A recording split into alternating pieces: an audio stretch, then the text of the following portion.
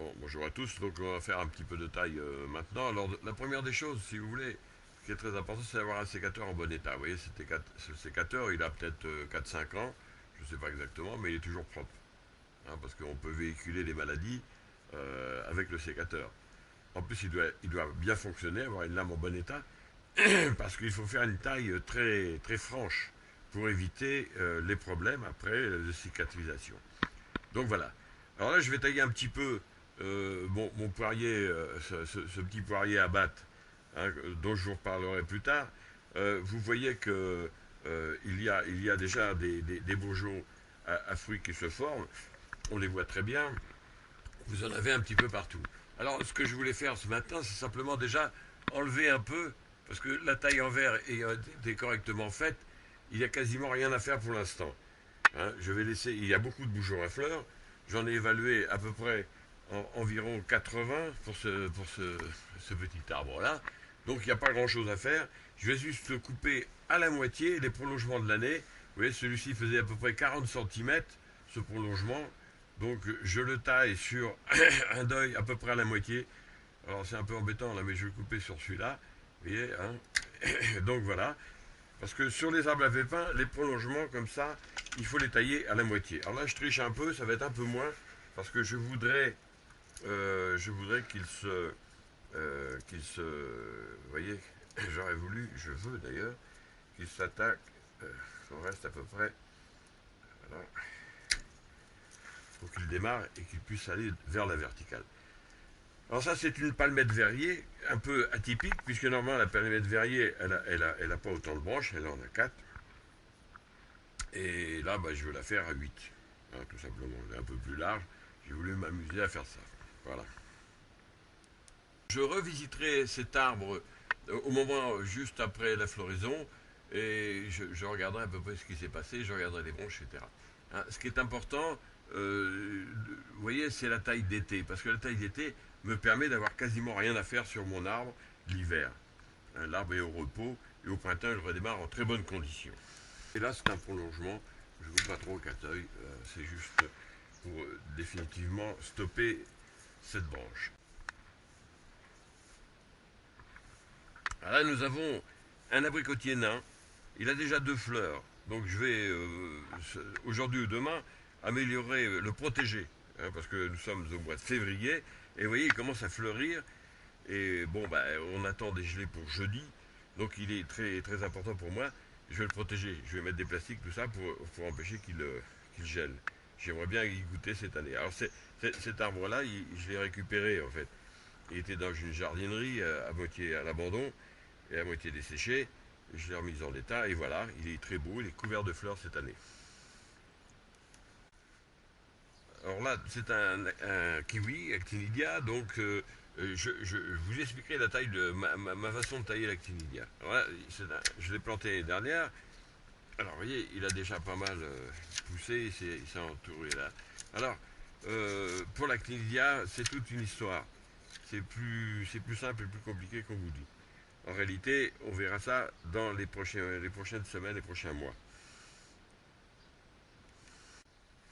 Là, ce sont des petits pieds de vigne. Alors, c'est des petits pieds de vigne qui viennent d'Algérie. C'est un ami algérien, hein, que je salue d'ailleurs, Ahmed, qui m'a ramené ça, qui m'a fait venir ça d'Algérie.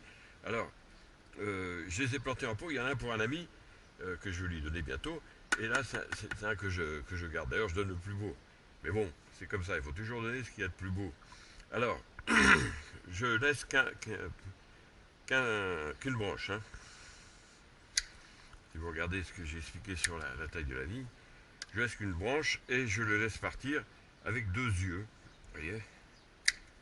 Alors on va me dire, bah oui, il n'y a plus rien. Bah oui, il n'y a plus rien. Mais c'est ce qui va donner de la force à la vigne. Si vous le laissez, vous croyez que vous allez gagner du temps en laissant la grande tige. En réalité, vous allez en perdre. Là, il va partir 2 yeux très forts. Et en plus, si vous regardez bien comment je vous explique la vigne, j'en enlèverai un des deux.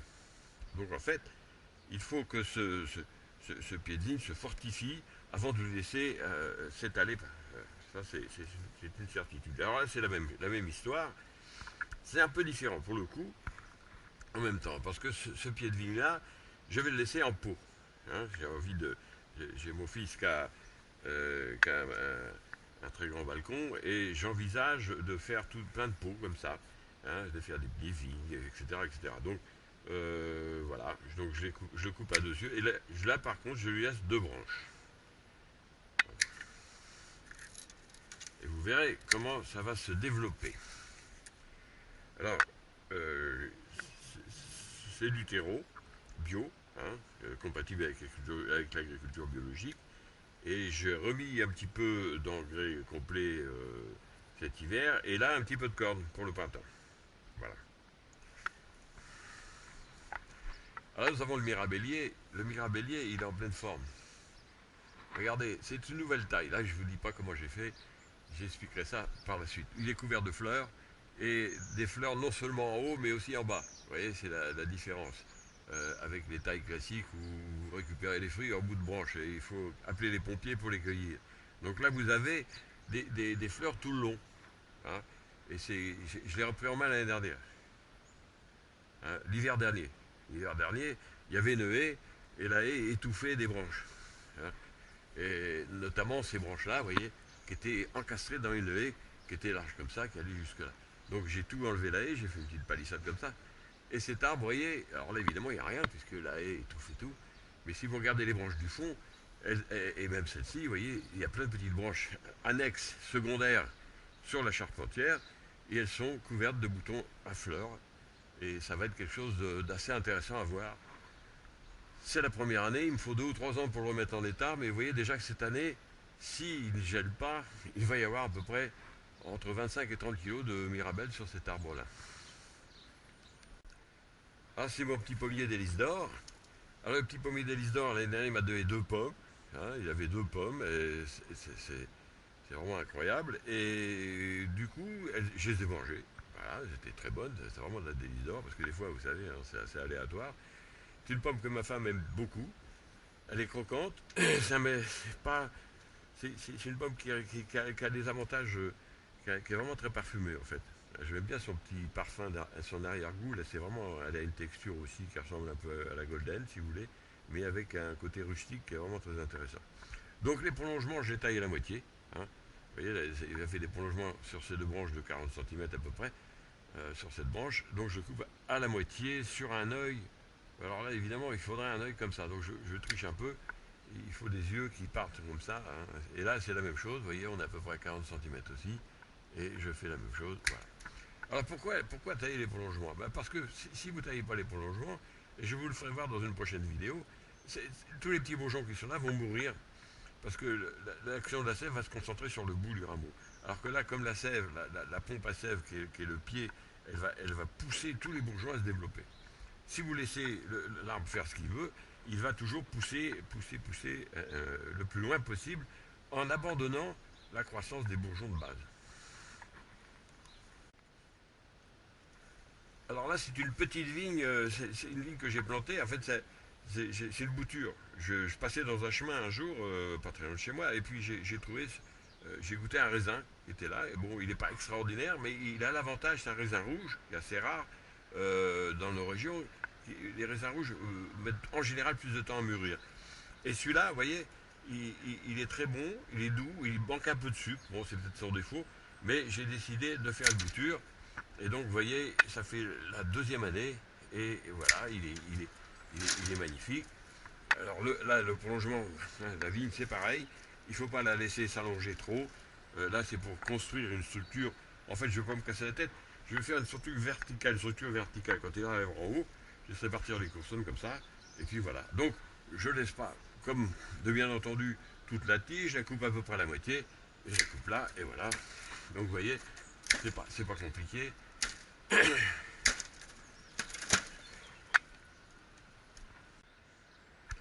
Alors là, il s'agit d'une vigne, c'est du perdin. Hein, c'est une vigne perdin. C'est très bon. Moi, j'aime bien cette vigne. Alors là, on la taille à deux yeux. Alors, donc là, si vous voulez, ça c'est quelque chose qui a donné des fruits l'année dernière, donc on l'enlève. Et je taille à deux yeux le sarment qui reste. Voilà. Voilà. Là, c'est le sarment de l'année dernière. On enlève. Et on taille à deux yeux ce sarment. qui va... Alors, pourquoi deux yeux? Je vous le rappelle si vous ne vous souvenez pas. Il y en a... Cet œil-là, ce sera le bourgeon de remplacement pour l'année prochaine, et celui-là, le bourgeon fructificateur. C'est-à-dire qu'en général, ce bourgeon va donner 2 grappes, et celui-ci, une grappe. En général, hein, parce qu'il y a toujours des cas particuliers. Donc là, j'avais déjà taillé, je ne sais plus pour quelle raison, celle-là aussi. Hein. C'est pas le même, là. Celui-là est excellent aussi, vraiment, vraiment très très bon. Là, vous avez encore, alors là, je le coupe là, vous voyez, c'est celle qu'a donné l'année dernière. Donc on la coupe là. Celle-là, elle est un peu plus petite, mais je prends le risque de la laisser parce que ça nous rapproche toujours de la charpentière. Voilà. Là, il n'y a pas le choix. Je coupe à deux yeux aussi. Voilà, là, à deux yeux. Alors, le Perdin, c'est un raisin qui mûrit dans ma région. Donc, moi, je suis à 80 km au sud-ouest de Paris. C'est un raisin qui a mûri l'année dernière, fin août, début septembre. Hein. Des fois, il y a 2 ans, elle est mûrie beaucoup plus tard, parce que la saison avait été moins belle. Mais bon, c'est très bon comme raisin. Moi, j'aime vraiment ce raisin. Alors, vous voyez, même en région parisienne, on peut très bien avoir du raisin, il n'y a aucun souci. Donc, toujours 2 yeux, 1, 2, vous voyez, c'est pas compliqué. Et puis voilà. Alors, là, les coursonnes, bah, il y en a un petit peu trop. Hein. Normalement, il faut laisser tous les 20, là, il y en a une de trop. Et peut-être ou enlever celle-là, vous voyez. Mais moi, je les laisse. Parce qu'en fait, il s'arrête là. Hein, donc il a quand même la place de se développer. Voilà, celle-là n'est pas très belle. Hein. Pas grave. Là par contre ça va. L'année dernière la saison a été rude hein, pour l'ensemble des plantes parce que on les a pas. Il a fait sec et moi je n'arrose pas. Donc du coup elles ont subi la sécheresse. Donc elles ont un développement qui a été relativement on va dire un très très court développement. Voilà, c'est fait. Vous voyez, c'est pas très compliqué en fait. On taille à deux yeux, voilà, on enlève celui qui a fructifié l'année d'avant et on laisse celui qui est le plus près. Donc là on va faire pareil. On coupe tout ce qui sert à rien en fait. Alors pourquoi ne pas laisser se développer la vigne comme ça pendant sur des kilomètres? Parce que c'est toujours la même chose. Vous perdez de l'énergie lumière considérable parce que la moitié de la sève passe après dans le développement des branches.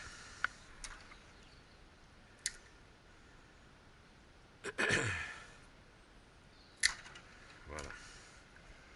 Alors, vous voyez, c'est pas très compliqué de tailler une vigne. Là, j'en laisse 2 parce que j'ai un doute en fait. J'ai un doute sur la qualité de la branche de remplacement.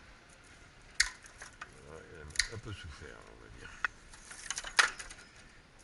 Alors, il y a des grappes que je n'ai pas accueillies l'année dernière parce qu'effectivement, les guêpes, alors les guêpes, c'est un fléau. C'est un fléau. J'ai donc été obligé de mettre mes grappes de raisin l'année dernière en sac. Bon, vous voyez, globalement, voilà, votre vigne est propre, hein, vous n'avez plus qu'à ramasser les sarments. Alors, la particularité aussi, c'est que vous pouvez bouturer, même à cette époque-là, les sarments. Hein. Vous voulez multiplier votre vigne, vous prenez un sarment de bonne qualité, très bien. Vous le coupez sur un nœud et vous le plantez. Hein, je vais le faire devant vous là, mais bon, ça c'est pas définitif, c'est juste pour vous faire voir. Vous le plantez jusqu'à cette hauteur-là, à peu près. Hein, vous plantez 1, 2, 3 yeux dans la terre, ou 2,5, et puis voilà. Et ça pousse tout seul. C'est extraordinaire. Alors évidemment, vous risquez la maladie, le phylloxéra. Hein, parce que le phylloxéra, qui est un fléau qui nous vient des États-Unis, comme beaucoup de choses, comme beaucoup de fléaux d'ailleurs. Enfin bon, il n'y a pas que du mauvais non plus. Alors là, je continue la taille. D'autres, là vous avez, je me souviens plus du nom, mais alors celui-là, il est plus tardif, mais alors celui-là, je me souviens plus du nom, je vous le dirai la prochaine fois. Alors c'est vraiment le meilleur que j'ai. Vraiment, il est excellent. Ouais, vous voyez, c'est assez compliqué. Mais il faut tailler dans la masse, sinon vous risquez après. La taille, c'est une souffrance pour moi, et je pense que c'est pour tout le monde la même chose. Je vois bien quand je vais tailler des arbres chez des amis, hein, j'en fais pas mal, et tout le monde souffre. Ouais, t'es sûr qu'il faut tailler là, t'es sûr qu'il faut faire ci, est-ce qu'on ne doit pas laisser. C'est pour ça que, quelque part, je finis par plus trop aimer aller tailler les arbres chez les amis. Hein, parce que je suis obligé à chaque fois de justifier ma taille, et au bout d'un moment, ça me prend un peu la tête. Voilà. On dit, ouais, tu travailles trop court, tu travailles trop long. Le problème, alors les gens qui ne me connaissent pas, ils ont toujours l'impression, surtout par les temps qui courent, qu'il faut laisser les arbres faire ce qu'ils veulent. Vous savez, c'est comme les enfants, ça. Hein, le bébé roi ou l'arbre roi. On fait croire, même aux professionnels, que c'est pas la peine qu'ils taillent les arbres. Ouais. Les mecs, ils vous vendent un arbre pour 10-15 ans en vous disant, ouais, c'est pas la peine de le tailler.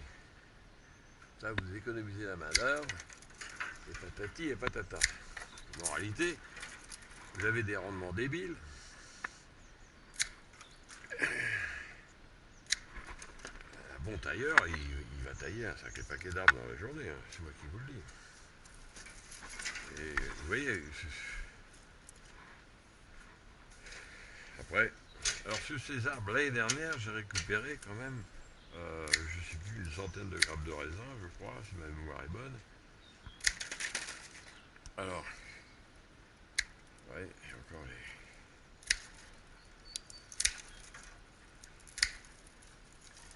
Ouais. Alors j'avais mis des petites attaches pour que mes grappes, les jours de grand vent, ne se baladent pas droite à gauche. Alors ça c'est aussi très précoce. C'est, si ma mémoire est bonne, alors, du muscadon précoce. Très très bon aussi. Un peu de pépins. C'est le reproche que je lui fais, c'est qu'il a beaucoup de pépins. Je ne mets pas les pépins dans le raisin. Il faut éviter cette variété. Moi ça ne me dérange pas, mais ma femme et ma fille, c'est une autre histoire. Voilà. Et ben voilà. Alors c'est là je les rattacherai tout à l'heure. Il n'y a pas de problème. Là je mets ça en provisoire. Donc vous voyez, c'est pas compliqué de tailler de la vigne non plus. 2 yeux toujours, comme vous le voyez dans mes fiches sur la vigne.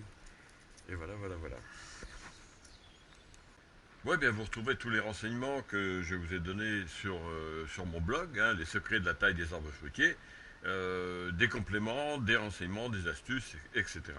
Et vous trouverez aussi tous ces renseignements, et même un peu plus, dans le livre que j'ai fait, l'encyclopédie de la taille des arbres fruitiers. Voilà, et bien écoutez, je vous laisse, et puis à la prochaine vidéo, parce que la prochaine fois, je ferai une vidéo sur les arbres en fleurs, et des petits bouquets de mai, j'ai pas fait de page sur la nomenclature des petits rameaux fruitiers des arbres à noyaux. Hein, parce que là, on voit, c'est un petit bouquet de mai, des chiffonnes, des petites coursins, etc. Donc, on va voir tout ça. La prochaine fois, je ferai une petite vidéo là-dessus, en même temps qu'une page dans mon blog. Voilà, bah écoutez, merci et à la prochaine.